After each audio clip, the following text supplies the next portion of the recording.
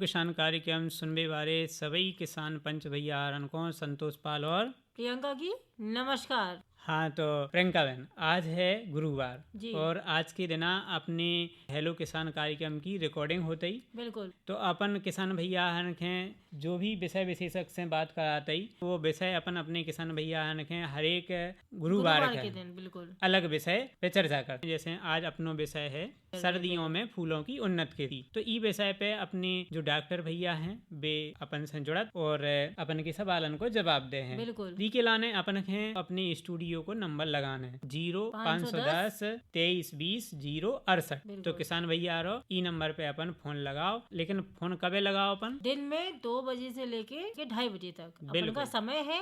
इस समय पे जो है अपने जो किसान भैया है तरह तरह की खेती बाड़ी करत है और जो फूलों की खेती कर वो चाहत है वे इस समय पे हमें फोन कर सकते हैं और डॉक्टर भैया से जो है अपने सवालन के जवाब ले सकते हैं। किसान भैया रो वैसे तो अपन खाद्यान्न फसलें लेते ही और अपने बुंदेलखंड में वैसे मुख्यतः हमारी जो फसलें होती दलहन हो चाहे तिलहन हो खाद्यान्न ही लाई जाती। तो ऐसे में जो हमारी फसल हैं वे हम देखत के घाटे को सौदा हो जाती। काहे के अपने जो बुंदेलखंड को मौसम रहती वो एकदम असंतुलित रहती। कबू बेमौसम बारिश हो जाती तो कबू सूखा जैसे हालात बने रहते। तो ऐसे में अपन के क्या करने की एक अलग प्रकार की खेती करने अपन ज्यादा लाभ पा सकत वो खेती करके। किसान भैया रो आज के दिन हम हेलो किसान कार्यक्रम अपनों के सुनाते। तो आज कार्यक्रम को विषय भी जो ही है सर्दियों में फूलों की उन्नत खेती। और किसान भैया रो ई विषय पे चर्चा करवे के लाने आज हमारे बीच में आकाशवाणी केंद्र झांसी की स्टूडियो में अपन के सवालन को जवाब देवे के लाने हमने आमंत्रित करो है डॉक्टर गौरव शर्मा जी को, जो कि प्रोफेसर एवं विभागाध्यक्ष पुष्प विज्ञान एवं भूदृश्य निर्माण संभाग रानी लक्ष्मीबाई केंद्रीय कृषि विश्वविद्यालय झांसी से ये पधारे हैं और अपन के सवालन को जवाब दे। डॉक्टर शर्मा जी, आपको हमारे आकाशवाणी केंद्र के स्टूडियो में बहुत बहुत स्वागत है। सभी किसान भाई बहनों को मेरा राम राम नमस्कार। डॉक्टर साहब, चर्चा करत कि अपने जो बुंदेलखंड क्षेत्र है और आज हमारा जो विषय है सर्दियों के मौसम में फूलों की उन्नत खेती। तो वैसे फूलन के लाने धूप की घाम की ज्यादा जरूरत पड़त और सर्दियों के मौसम में, और ऐसे में कि जो खेती हमारे बुंदेलखंड क्षेत्र में कम प्रचलन में हो, तो किसान भैया दिमाग में बहुत सवाल उठत कि हम ई फूलन की खेती कैसे करें। अपनो बुंदेलखंड जो क्षेत्र है वो फूलन की खेती के लाने सही हैगा? बहुत बढ़िया प्रश्न।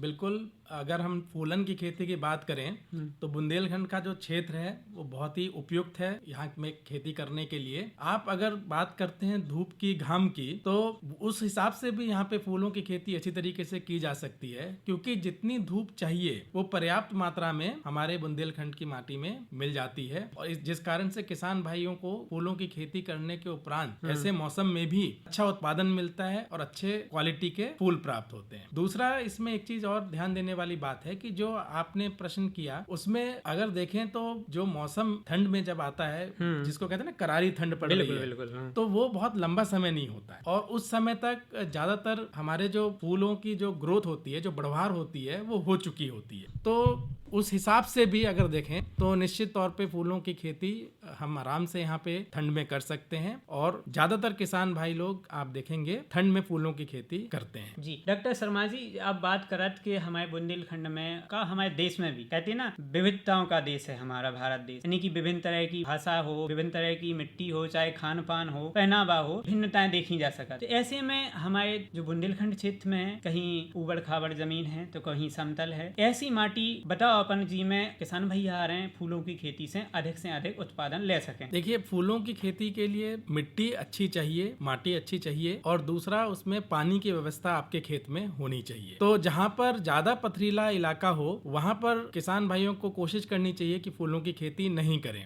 लेकिन जहाँ पर भी मिट्टी है, मिट्टी आप अगर थोड़ा सा भी खोद के देखते हैं मिट्टी निकलती है, वहाँ पर फूलों की खेती आराम से की जा सकती है। देखिए, फूलों की खेती करने का फायदा ये भी है कि ज्यादातर किसान भाई लोग फूलों की खेती करते हैं वो बहुत बड़े एरिया में नहीं करते, ज्यादा बड़ा हल्की क्यारी में कभी किसान भाई जो सब्जी की फसल लेते हैं उन्हीं के साथ उनकी ढोरियन पे या मेड़न पे लगा देते हैं। तो आमतौर पे वो मिट्टी आप देखेंगे तो बहुत बढ़िया मिट्टी होती है, इसीलिए उसमें खेती की जा सकती है। दूसरा, फूलों की खेती आजकल जो प्रचलन बढ़ रहा है, फूलों की खेती का प्रचलन कम एरिया में यानी कम जगह पर ज्यादा उत्पादन फूलों से प्राप्त कर सकते हैं। किसी भी अन्य फसल से अगर हम तुलना करते हैं तो फूलों की खेती में कम जगह जगह इस्तेमाल करके हम ज्यादा मुनाफा ले सकें। जी डॉक्टर शर्मा जी, अब बात करें कि किसान भैया आ रहे हैं, सोच रहे हुई हैं कि फूलन के लाने, खेती करवे के लाने हम बीज कहाँ से ले आए, नर्सरी तैयार करके इन्हें लगाओ जाता ही कि सीधे बीज भी अपने किसान भैया आ रहे हैं बो सकत? दोनों तरीके से किया जा सकता है। बहुत अच्छा प्रश्न मैं इसलिए मानता हूँ क्योंकि आप कितनी भी अच्छी खेती कर लें, जी अगर बीज अच्छा नहीं है खेती अच्छी नहीं हो। ये कहते हैं ना कि अगर बचपन में आप मालिश वालिश करके बच्चे को तंदुरुस्त कर लो बिल्कुल तो वो एक हुष्ट पुष्ट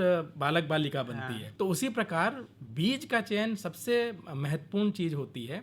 तो मेरा सबसे निवेदन ये रहेगा कि बीज जो हमारे सरकारी संस्थाएं हैं, विश्वविद्यालय है, कृषि विज्ञान केंद्र हैं, ICR के विभिन्न संस्थान हैं, उन्हीं के माध्यम से बीज खरीदें। और अगर मान लीजिए उनको उपलब्ध नहीं हो पा रहा है तो बाजार से उसी जगह से खरीदें जहां पर उन्हें विश्वास हो, जहां पे लोग बाग अच्छे क्वालिटी का वहीं से वो लें। बीज लेने के बाद नर्सरी बनाने की तैयारी किसान भाई कर सकते हैं। इसमें मैं बताऊं, कुछ फूल होते हैं जैसे गेंदा है, उसकी नर्सरी डलेगी, लेकिन सेवंती है जिसको गुलदाउदी बोलते हैं, है ना, वो दोनों कटिंग से ज्यादातर वो किया जाता है। जो वार्षिक गुलदाउदी होती है उसकी नर्सरी बनती है, लेकिन जो पेरिनियल जो लगातार चलती है क्राइसेंथेमम गुलदाउदी, उसमें हम कटिंग से करते हैं। कटिंग से गेंदा भी होता है, लेकिन बुंदेलखंड में अभी ज्यादातर बीज से ही खेती की जा रही है। तो बीज लेकर बढ़िया से नर्सरी बनाएं। जहाँ पे भी वो नर्सरी बन रही है उसकी मिट्टी अच्छी तरीके से लें, उसमें खाद बढ़िया से मिलाएं। बीज को ज्यादा गहरा ना बोएं या ज्यादा ऊपर ना रखें। गहरा बोने पे क्या होता है, बीमारियां लगती हैं या वो उसमें फूटन नहीं होती। क्या है कि किसान भाई सोचते हैं कि हम अब बड़े आकार में या बड़ी जगह में हम खेती कर रहे हैं, अभी तो हम क्याई में करते थे, लेकिन अगर हेक्टेयर में बात करें कि 1 हेक्टेयर में किसान भाई फूलों की खेती करना चाहते हैं, तो ऐसे में उन्हें 1 हेक्टेयर के लाने कितने बीज की जरूरत पड़े? देखिए, अगर अच्छी वैरायटी ले रहे हैं जिसको हम हाइब्रिड बोलते हैं,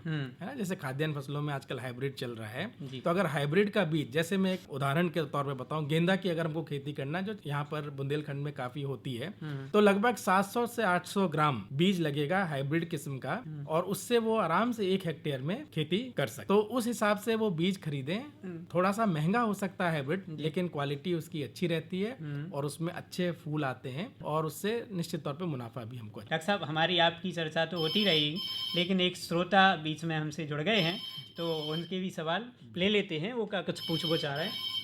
हेलो किसान कार्यक्रम में अपन को स्वागत है। हाँ भैया, नमस्कार। नमस्कार सर, नमस्कार। आप कौन बोल रहे हैं, कहाँ से बोल रहे हैं, अपना नाम पता बताओ भैया। जी सर, मैं ग्राम बिड़ोरा, तहसील सेवड़ा, जिला दतिया, मध्य प्रदेश से लोकल गुर्जर बोल रहे हैं सर। जी, आपका कछु प्रश्न पूछना चाहते हैं। जैसे कि आज के कार्यक्रम को हमारा विषय है सर्दियों में फूलों की उन्नत खेती, तो ई विषय से संबंधित अगर अपन कोनो सवाल पूछना चाहते हैं तो हमारे बीच में आज ई फसल के विशेषज्ञ डॉक्टर गौरव शर्मा जी उपस्थित हैं, तो आप सीधे प्रश्न कर सकते। जी सर, तो पहले तो सर जी आपको और गौरव शर्मा जी जो कि विशेषज्ञ हैं आज के, उनको मेरा नमस्कार। नमस्कार। नमस्कार भैया। नमस्कार सर जी। और सर जी जो कि फूलों को खेती माने किस महीने से लगती है सर जी? मैं तो अभी नहीं लगाया, लेकिन मैं प्रयास कर रहा हूँ कि इसको लगाना है। जी, देखिए, अभी की अगर हम बात करें तो इस बार बरसात थोड़ी लंबे समय तक चली थी, तो नर्सरी अगर तैयार हो गई हो तो ये उपयुक्त समय है। आप नर्सरी तैयारी के बाद जो है उसको खेत में लगा दें। लेकिन अगर आपने बीज ले लिया है और अभी नर्सरी नहीं लगी थी तो भी आप नर्सरी लगा लें, और करीबन 25 से 28 दिन के बाद आप देख लें, अगर पौधा खेत में लगाने लायक हो तो वो लगा लें। आगे के लिए मेरा आपको सुझाव ये है कि आप ये ध्यान में रखते हुए खेती करें। जैसे हम लोग देखते हैं ना, यहाँ गणेश चतुर्थी से लेकर दिवाली तक बहुत फूल बिकते हैं, तो आप प्लानिंग ऐसा कीजिए कि आपके फूल उस समय उगे जब बाजार में डिमांड होगा, तो आपके फूल हाथों हाथ बिकेंगे और अच्छे रेट पे बिकते हैं। तो जब भी आप प्लानिंग कीजिए अगले सीजन में, क्योंकि ये ऐसी फूलों की खेती वर्ष भर हो सकती है, कोई ना कोई फूल लगता है, तो आप मार्केट के अनुसार कब डिमांड आएगी, कब फूल ज्यादा बिकेंगे, उस हिसाब से आप प्लानिंग करके लगा सकते हैं। जी सर, क्योंकि सर जी अपने पास जमीन भी पर्याप्त है, तो मैं सोच रहा हूँ कि थोड़ा 1-2 एकड़ में लगा लूँ। तो उसमें क्या है कि फूलों के आप बता रहे हैं जैसे गणेश चतुर्थी से लेके दीपावली तक, तो वास्तव में बहुत से फूल बिकते हैं। और हमारे यहाँ तो सर जी क्या है कि माँ पीताम्बरा माई का जो कि दरबार है, माँ रतंगड़बाई धाम, तो हमारे यहाँ बहुत ज्यादा अधिकतर माने फूल बेचते हैं सर जी। जी, आप एक काम और कर सकते हैं कि गर्मियों में अक्सर फूल नहीं मिलते हैं, तो गलाडिया की फूलों की भी खेती आप मार्च अप्रैल से लेके और आगे बरसात तक उसको भी ले सकते हैं। तो इस तरीके से आप अपना प्लान बनाइए कि गेंदा, गिलार्डिया, रजनीगंधा अगर बिकता है वहाँ पे तो रजनीगंधा, इसकी प्लानिंग करके आप अगर करेंगे तो मैं निश्चित तौर पे कह सकता हूँ कि फूलों की खेती जो है बहुत ही अच्छा आय का साधन बन सकता है। दूसरा एक और कोशिश ये भी की जानी चाहिए, जिस तरह आप बता रहे हैं आपके पास खेत पर्याप्त है, तो फूलों को ऐसे भी बेचिए और अगर उसको माला वगैरह बना के बेचते हैं जिसको हम कहते हैं ना वैल्यू एडिशन, तो आपको और भी रेट प्राप्त हो पाएगा। जी सर, बिल्कुल सर, आपने बहुत महत्वपूर्ण जानकारी दी सर, और आपकी जानकारी मुझे बिल्कुल मैं नोट कर लिए सर जी। तो मैं जल्द से जल्द फूलों की खेती तैयार करूंगा सर जी, और अच्छी से अच्छी नर्सरी लेके और मैं फूलों की खेती करूंगा सर जी। और आपको इतनी बढ़िया सटीक जानकारी देने के लिए सर जी आपको दिल से धन्यवाद, आपने बहुत अच्छी जानकारी दी। धन्यवाद। धन्यवाद भैया, आपको भी धन्यवाद जो आपने हमें फ़ोन किया और हमारे आकाशवाणी केंद्र स्टूडियो से अपने प्रश्न पूछे। नमस्कार भैया। जी सर, नमस्कार। जी डॉक्टर साहब, एक और श्रोता भैया हमसे जुड़ गए, तो उनसे भी बात कर लेते हैं। हेलो किसान कार्यक्रम में अपन को स्वागत है। हाँ भैया, नमस्कार भैया। जी सर, आपको नमस्कार। हाँ भैया, अपना नाम पतो बताओ, कहाँ से बोल रहे हैं आप और कौन बोल रहे हैं? सर जी, हम ग्राम पोस्ट तालगांव, तहसील भांडेर, जिला दतिया, मध्य प्रदेश से सर जी मेहरबान सिंह नांगल बोल रहा है। आकाशवाणी झांसी कॉल लगाई किसानवाड़ी में सर जी। बिल्कुल बिल्कुल मेहरबान जी, आपका स्वागत है, बहुत बहुत स्वागत है। हमारे बीच में डॉक्टर गौरव शर्मा जी उपस्थित हैं, जो आज को विषय है सर्दियों में फूलों की उन्नत खेती। तो इस विषय पे आज अपने डॉक्टर भैया से अपन सवाल कर सकते? जी बिल्कुल सर। जी बताइए, आप क्या पूछना चाह रहे हैं सर्दियों में फूलों की खेती के बारे में? बस डॉक्टर साहब से हम ये पूछ रहे थे कि सर्दियों के मौसम में फूलों की खेती कैसे करी जाती है सर जी। हाँ डॉक्टर साहब। सर्दियों के मौसम में फूलों की खेती में कुछ चीजों का विशेष ध्यान देना होता है, क्योंकि ठंड समय पे अगर आती है तो आपको उसके पहले पौधा तैयार करके लगा देना होता है ताकि उसकी बढ़वार सही समय पर हो सके। तो आपको सबसे जो महत्वपूर्ण बात ध्यान रखना होगा कि समय रहते हुए आप नर्सरी अपनी डाल दें। उसके अलावा जो बीज है वो अच्छी क्वालिटी का बीज, मतलब जहां से आपको भरोसा हो या किसी भी सरकारी संस्थान से आप बीज लें, उसकी रोपाई करें। उसके बाद समय समय पर कुछ कुछ उसमें हमें क्रियाएं करनी होती हैं, वो आप करें। जैसे मैं आपको बताऊं, गेंदा की, चूंकि आप भांडेर से बात कर रहे हैं, गेंदा की खेती वहां पर काफी होती है। तो ठंड के मौसम में करीबन 35 से 40 दिन बाद जब पौधा 1.5 से 2 फीट के आसपास का होने लगे तो आप ऊपर से उसकी शाखाओं को तोड़ दीजिए। अगर आप ऊपर से शाखाओं को तोड़ते हैं तो अगल बगल की शाखाएं काफी निकलती हैं और उन शाखाओं पे फिर फूल आते हैं, तो आपकी फूलों की संख्या बढ़ जाती है। तो इस प्रकार से आप अगर ध्यान देंगे सर्दियों में तो निश्चित तौर पे आपको एक अच्छा उत्पादन प्राप्त होगा और क्वालिटी भी अच्छी मिलेगी। जी डॉक्टर साहब, और जो कह रहे हैं डॉक्टर साहब, आपसे निवेदन है, कृपया जी अपन को कब से कब तक अपन को लगा करा जाता है जी पौधारोपण जी फूलों का, कौन से महीने तक? सबसे बढ़िया तो समय ये होता है कि अगर आप सितंबर एंड में या अक्टूबर के महीने में नर्सरी तैयार कर लें, है ना, और अक्टूबर के आखिरी में आप लगा लें तो बहुत अच्छा रहेगा। लेकिन बरसात को देखते हुए अगर पानी ज्यादा लंबे समय तक जिस तरीके से आजकल बरस रहा है तो उसमें आप नवंबर में भी अगर आप लगा लेंगे तो भी आपको अच्छा, जब आप बेचने जाएंगे तो अच्छा मुनाफा प्राप्त होगा। कोशिश ये रहनी चाहिए कि 15-20 नवंबर या ज्यादा से ज्यादा नवंबर आखिरी सप्ताह में आप लगा लें, उसके बाद लगाना उतना उचित नहीं रहेगा बुंदेलखंड के लिए। जी बिल्कुल डॉक्टर साहब, इतनी अच्छी हमें जानकारी दी, आपके लिए सर डॉक्टर साहब बहुत बहुत धन्यवाद, बहुत बहुत नमस्कार, और जरूर हम उपयोग में अपना ये काम करेंगे डॉक्टर साहब। बिल्कुल मेहरबान जी, आपका भी बहुत बहुत धन्यवाद। आशा करत के अपन डॉक्टर साहब के बताए गए जवाबन से संतुष्ट हुई हो? बिल्कुल बिल्कुल संतुष्ट हैं, और बिल्कुल किसानवाड़ी कार्यक्रम तो एक अच्छा आता है सर जी, तो हम बिल्कुल ध्यान पूर्वक आकाशवाणी झांसी के कार्यक्रम सर सुनते रहते हैं डॉक्टर साहब। आप उनसे जुड़ के हमें भी बहुत खुशी होती है कि आप नियमित श्रोता हैं और सुनत रहते ही जिस जन कल्याण के लाने जो कार्यक्रम हम लोग तैयार करत, और हर गुरुवार हैं एक नए विशेषज्ञ के संगे हम उपस्थित होते ही अपन के बीच में, और अच्छी अच्छी जानकारी से खेती के बारे में डॉक्टर साहब आते हैं। बिल्कुल आप भरपूर मेहनत से सर कार्यक्रम देते हैं, तो हमें सुनने में भी अच्छे लगते हैं सर। जी मेहरबान जी, नमस्कार। नमस्कार डॉक्टर साहब, जैसे कि हम चर्चा कर रहे थे बुंदेलखंड क्षेत्र है, तो ई में किस तरह की फूलन की खेती, जैसे अब किसान भैया आ रहे हैं ज्यादातर गेंदा और गुलाब जी फूल जाना। अब जैसे अपन ने गुलदाउदी बताई, तो गुलदाउदी को फूल की का कछु उपयोगिता रहती, और किसान भैया के दिमाग में ये भी प्रश्न क्वेश्चन चलत कि हम इन्हें कहते बेचें, काय में उपयोग करें, तो जी सब अपन अपने किसान भैया। गुलदाउदी बुंदेलखंड के लिए तो बहुत ही अच्छा फूल है, क्योंकि आप जानते हैं बुंदेलखंड हमारी संस्कृति विरासत है, यहाँ पे मंदिर भी हैं। जो गुलदाउदी का फूल है वो भी पीले और सफेद रंग में काफी बिकता है। तो आप देखेंगे जो मंदिरों में माला आती है जो हम लोग अर्पण करते हैं, उसमें गेंदे के बाद अगर कोई दूसरा फूल उसमें प्रयोग होता है तो गुलदाउदी का ही होता है। तो गुलदाउदी अगर आप खेती करते हैं, गुलदाउदी से आपको काफी आय प्राप्त हो सकती है। एक और बात इसमें अच्छी है कि गुलदाउदी के लिए यहाँ की जलवायु और यहाँ की मिट्टी भी उपयुक्त है। किस्में भी हमारे यहाँ भी काफी शोध किया गया है, और जैसे जया किस्म है वो काफी अच्छी यहाँ पे बुंदेलखंड में चलेगी। तो ऐसी किस्मों को आप लेते हैं तो निश्चित तौर पे या तो आप उसको बाजार में सीधे बेच सकते हैं या फिर माला बना के उसका उपयोग किया जा सकता है, और इसका उत्पादन भी काफी अच्छा होता है। जी गौरव शर्मा जी, अब बात करें कि किसान भैया रहे सोच रहे हुए हैं कि अगर हमने एक बार पौधा लगा दो तो जो कितने समय तक चलत, कितने समय तक हमें फूलन को अच्छा उत्पादन दे सकत, तो की अवधि भी बताओ कि किसान भैया आ रहे हैं जिसे उखे लगाए रहे और उत्पादन लेते रहे। जी जी बिल्कुल। देखिए अमूमन ये तो पौधे कौन सी फूल हम ले रहे हैं उस पर निर्भर करता है, लेकिन आप देखेंगे तो 4 से 5 महीने की अवधि का कोई भी फूल रहता है, जिसमें 2 से 3 महीने तक उसकी बढ़त होती है और लगभग 2 महीने वो फूल आराम से दे देते हैं। तो जैसे मैंने आपको बताया था गेंदा था, गुलदाउदी, तो अमूमन 2 महीने इसमें फूल अच्छे आएंगे।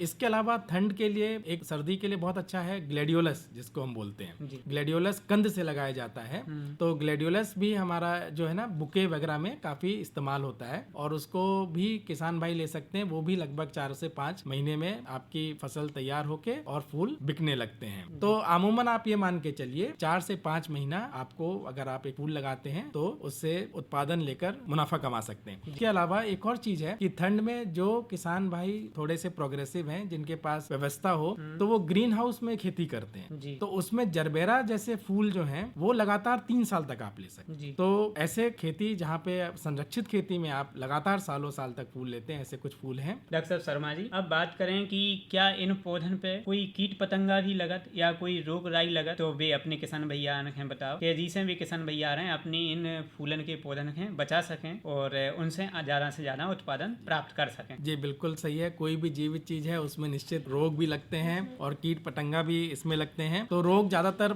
जो फफूंद होते हैं वो ज्यादा इसमें लगते हैं जो हमारे यहाँ फूल की खेती होती है। तो उसके लिए कुछ दवाइयाँ हैं, जैसे क्लेरोथेलोनिल है, उसके अलावा कार्बेंडाजिम है। इन सब फफूंद नाशकों का हम प्रयोग करते हैं, जिसकी मात्रा लगभग 1.5 से 2 रहती है।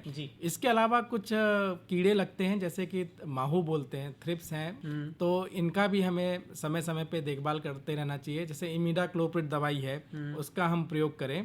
तो इस प्रकार से इसमें ध्यान ये देना होता है कि ज्यादा जब बीमारी लग जाए या ज्यादा जब कीट पतंगे आ जाएं, उसके पहले ही हमको इसकी रख रखाव कर लेनी चाहिए, देखभाल करनी चाहिए, क्योंकि एक बार ज्यादा लग जाते हैं तो बहुत जल्दी फैलते हैं, फिर उसका कंट्रोल मुश्किल हो जाता है। और अगर आप बात करें कि इनमें जो खाद होते ही, क्योंकि पौधा की ग्रोथ के लाने पोषक तत्वन की, जैसे हमें स्वस्थ रहने के लाने बहुत प्रकार को भोजन करने पड़ता है, जिससे हमें सभी तरह के पोषक तत्व प्राप्त होते हैं। ऐसे ही पौधा के स्वस्थ रखने के लाने और उनकी बढ़ोतरी के लाने कई तरह के उर्वरकन के माध्यम से हम उन्हें पोषक तत्व देते हैं। तो कौन से अपनी किसान भैया आ रहे हैं खाद उन्हें दें, जिससे कि उन्हें ज्यादा से ज्यादा फूलन को उत्पादन मिल सके। जी देखिए, जो माटी है अपनी वो सोने की तरह है, और खाली हमको खेती करके अपना पेट नहीं पालना है, हमें ये भी देखना है कि आगामी जो हमारी जो बच्चे आ रहे हैं, पीढ़ी आ रहे हैं, उनके लिए भी वो हम खेत स्वस्थ छोड़ के जाएं। तो इसमें ज्यादातर प्रयोग करें तो गोबर की खाद होता है, वर्मी कंपोस्ट होता है, इन सब का आप भरपूर मात्रा में उपयोग करें। इसी प्रकार में एक चीज और कहना चाहूंगा कि जैसे हमने बात की कि खेती में माटी का हमको ध्यान रखना होता है, उसी प्रकार जैसे मैंने अभी आपको कुछ दवाइयों का नाम बताया था, तो कीट पतंगों के लिए नीम ऑयल है ना, उसका प्रयोग करना चाहिए। तो हमें ज्यादा से ज्यादा जैविक चीजों पे अब जाने का समय आ गया है, और रासायनिक चीजों को कम मात्रा में हम प्रयोग करें, और आगे आने वाले समय में अगर बंद हो सके तो बहुत ही अच्छी बात है। बिल्कुल। हाँ, तो डॉक्टर साहब फूलन की जो खेती किसान भैया अपने जो करते हैं तो वो कहाँ बेच सकते हैं, और साथ ही साथ जो फूल है वो अपने किस क्षेत्र में अपनी मंडी है यहाँ पे कि नहीं है, जी की बाजार में कितनी मांग है, तो अपन बता दें। डॉक्टर साहब एक श्रोता और जुड़ गए हमसे, तो उन फोन लेते ही। हेलो किसान। दीदी नमस्ते। नमस्ते भैया जी, कहाँ से बोल रहे हैं आप? गांधी पार्क मनपुरा, जिला शिवपुरी, मध्य प्रदेश से बोला दीदी, मनोज नामदेव। मनोज नाम है। आज अपन बात करेंगे फूलों की उन्नत खेती विषय पे, और जो अपने विशेषज्ञ हैं डॉक्टर गौरव शर्मा, तो उनसे आप अपने जो सवाल जवाब है वो अपन कर सकते हैं और अपनी जानकारी ले रहे हैं। जी, हमारा सवाल ये है, अभी मेरे खेत पर गेंदा के फूल और गुलाब के फूल लगे हुए थे। अब वो बहुत दिन हो चुके जबकि लगे हुए थे। गुलाब और गेंदा बोई की बोई चलने दें या फिर सर्दियों में कोई दूसरे फूल लगा ले जिससे उन्नति भी अच्छी हो और जो किस्म भी चेंज हो जाए? ये सवाल था मेरा सर। देखिए, आपने दो फूलों की बात की है, एक तो गेंदा और दूसरा गुलाब। जी। तो गेंदा तो मेरे हिसाब से आपको, अगर उसमें पूरे फूल आ चुके हैं तो गेंदा आपको बार बार बदल लेना चाहिए। मतलब हर सीजन में आप नई पौध तैयार करेंगे तो ही आपको अच्छे फूल मिलेंगे, तो वो तो आप बदल दें। जहाँ तक रही गुलाब की बात, अभी कितने साल पुराना है आपका पौधा? गुलाब को साल 2 साल होने जा रहे हैं। हाँ, तो 2 साल हुए हैं, तो अभी आप गुलाब को चलने दीजिए। उसमें खाद वगैरह की मात्रा सही रखिए, लेकिन कोशिश कीजिए कि जो भी वार्षिक फूल होते हैं उनको आप सीजन वाइज बदल सकते हैं। गर्मी के अलग फूल आते हैं, बरसात के अलग और ठंड के अलग आते हैं। तो जो आपके शिवपुरी के आसपास फिलहाल, क्योंकि अगर आप वहीं पे बेचते होंगे तो वहाँ पे जो भी फूल अभी बिक रहे हैं उनको सीजन के अनुसार आप लगाइए। देखिए, फूलों की खेती में ध्यान देने वाली बात ये होती है कि पहले हम मार्केट देख लें कि जहाँ पे हमें बेचना है वहाँ पे कौन से फूल किस कलर के लोग लेना चाहते हैं, उस अनुसार आप फिर बैग में जाकर फूलों की खेती करिए, चयन करके। जी, बहुत बढ़िया सर, आपने अमूल्य समय दिया, महत्वपूर्ण जानकारी दी सर। आपको मेरी ओर से बहुत बहुत धन्यवाद सर। धन्यवाद भी। हाँ, तो डॉक्टर साहब, हम आपसे पूछना चाहते थे कि जो फूलन की खेती किसान भैया करते हैं तो वे कहाँ बेच सकत, और का अपने क्षेत्र में की कोनो मंडी है और की बाजार में कितनी मांग है? देखिए, फूलों की मांग तो लगभग बाजार में वर्ष भर रहती है। जैसा मैंने शुरुआत में कहा था कि यहाँ पे टूरिस्ट प्लेस है, यहाँ पर मंदिर भी हैं और आजकल शादी ब्याह में भी इसका बहुत फैशन चलता है। जी। तो लगभग आप देखेंगे तो वर्ष भर डिमांड रहती है। अभी जो ज़्यादातर फूल बिक्री हो रहे हैं वो आप देखेंगे कि शहरों में कुछ कुछ जगह हैं जहाँ पर आपको फूल बिकते हुए दिखेंगे, और अलग अलग शहरों में ज़्यादातर लोकल खपत कर रहे हैं। जो जिस शहर में है वो उसी शहर में अपनी खपत करते जा रहे हैं। तो उस हिसाब से अभी सिस्टमेटिक कोई प्रोग्राम नहीं है जिसमें हम फूलों को बेच सकें। पर अगर किसान भाई कोऑपरेटिव बना के या एफपीओ बना के या एसएचजीज बना के, मतलब सामूहिक रूप से अगर फूलों की खेती करेंगे, बड़े पैमाने पे करेंगे, तो मार्केट उनके द्वार पे आएगी। डॉक्टर साहब, एक मन में और सवाल है। जो किसान है हमारे फूलों की खेती कर रहे हैं, मान के चलो उनकी फूलों की खेती अच्छी हो गई है, लेकिन अब ये सवाल है कि वो फूल बेचेंगे कहाँ?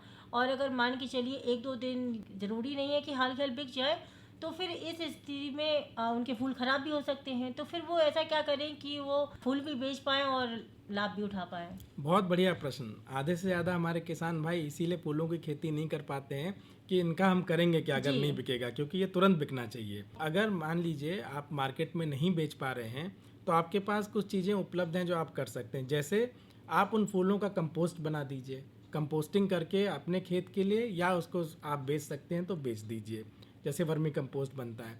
उसके अलावा बहुत सारे हमारे प्रसंस्करण के प्रोडक्ट बनते हैं, जैसे धूप बत्ती है, अगरबत्ती है ना, इत्र बनते हैं, तेल निकाला जाता है, साबुन है।